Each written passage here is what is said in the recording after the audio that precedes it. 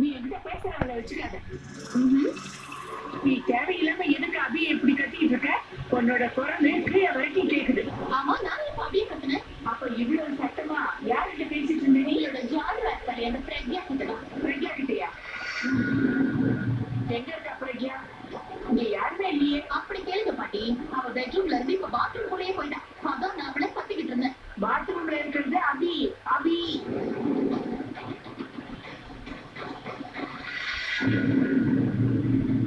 உண்மை என்னன்னு பாக்குறியா?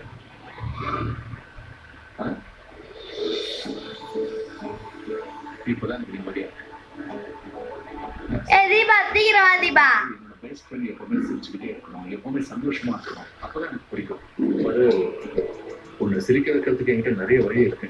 நான் உன்னோட ஃபேவரட் பாட்டை பாடினேன்னு வை, நீ உடனே சிரிக்க ஆரம்பிச்சிருவேன். ஆனா வெளியே ஆளுங்க இருக்கிறதுனால தான் நான் யோசிக்கிறேன். இப்போ கொஞ்சம் கன்சர்வேட்டிவா இருக்கு. ஓகேவா?